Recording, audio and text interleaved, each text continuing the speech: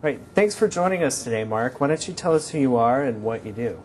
Sure. Mark Shuttleworth, founder of Ubuntu. I'm a South African living in London, so excuse the accent.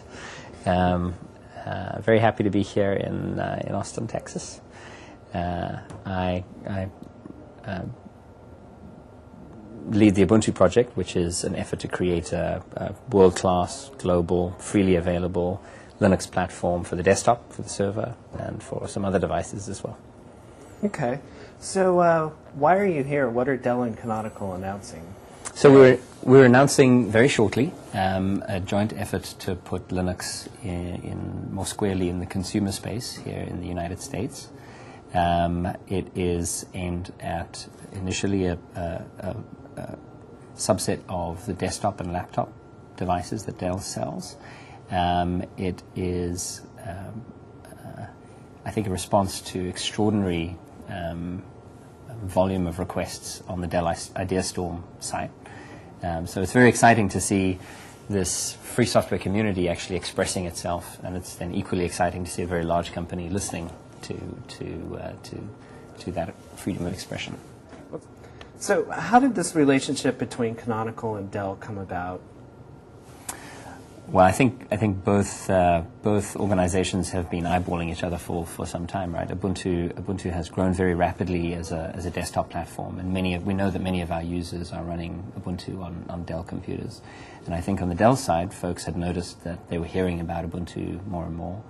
I think Michael Dell picked up on the trend of adoption for Ubuntu, and so over the last couple of years, we've slowly been engaging, and with the results of the Dell IdeaStorm, it seemed that there was sufficient critical mass for the idea, effectively, to take the next step and turn some of those discussions into a project. And the team has been working fast and furiously on that for the last couple of months. And what are some trends you see for Linux on desktops and notebooks, and what's your view of what it's going to take for Linux to become more mainstream in those areas? The first observation I'd have is that Linux adoption, the patterns of Linux adoption are very different from country to country. So here in the United States and in Western Europe, it's very much adoption driven by corporates, traditionally from the data center, and on the other side by developers who are sort of self-empowered. So those are the adopters in the West. And then in emerging markets, we see far more willingness to adopt Linux as a general-purpose consumer platform. People want something that's resilient to viruses, want something that's resilient to spyware, and they also want something that's much more cost-effective than the alternatives. So depending on which country you're in, the patterns of adoption are quite different. And I imagine that what we're going to see over the next couple of years is a convergence where more and more mainstream folks choose Linux as a platform because of its inherent characteristics, right? So we hear more and more stories, for example, of people setting up a second computer and putting Linux on it because they want it to be very low maintenance burden, they want it to just work, or setting up computers for family or friends and wanting those to be resilient to spyware and so on. So over the next few years, we expect steadily increasing adoption. I don't think there's going to be a big bang event when the world suddenly shifts from one platform to another. But I think that Linux is coming into its own as a viable, reliable desktop platform.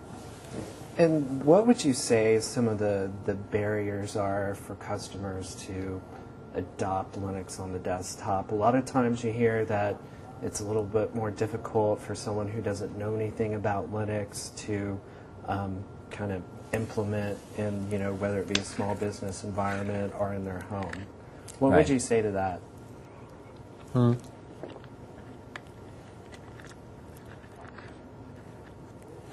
So the barriers to Linux adoption classically have been things like hardware support and concern about support for the latest peripherals or devices that people might add to the system after they've initially got it up and running.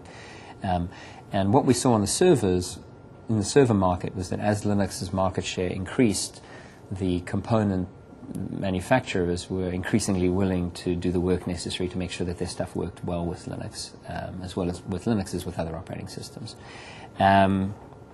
Another concern for people has been the availability of applications and the quality of those applications. And we're starting to see now that in some categories of application, the free software equivalents really are leading the way. So if you want the latest and greatest browser, then Firefox on Linux is a very, very good choice, right? It's reliable and robust and has a lot of fantastic features that make it a great browser. There's still a lot of work to do in terms of completing the portfolio of applications that people use every day on the free software desktop, but we're already at the point where it's quite usable. And then the third sort of barrier to adoption has been the perception that it was difficult to get help or get support for Linux. And I don't think that is so much about the availability of some specialist companies who provide support, because that's been around for a long time. I think it's that sense that if you call your second cousin who you know is a bit of a computer guy, will he know about Linux, or will she know about Linux in the same way that she might know about Windows or the Mac? And I hope we're now approaching the point where there's pretty much pervasive insight and understanding into Linux as a platform. An initiative like this by Dell is phenomenally important in terms of raising the attention within the whole industry, the broad industry, of the importance of Linux as a platform.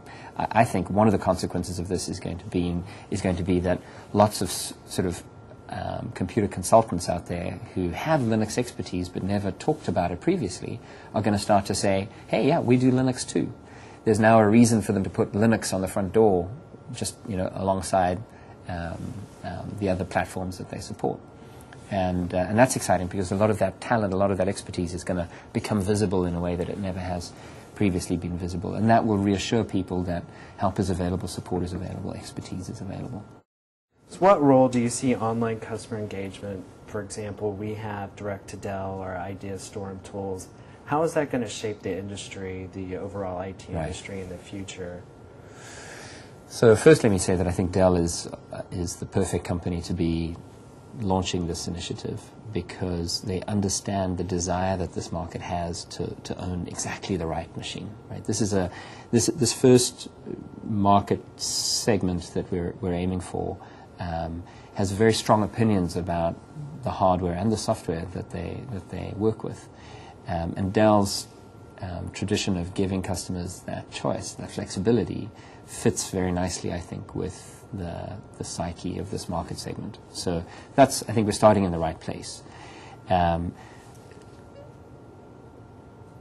of the phenomena we're seeing across all industry is this idea of real-time connection to your customers and your users.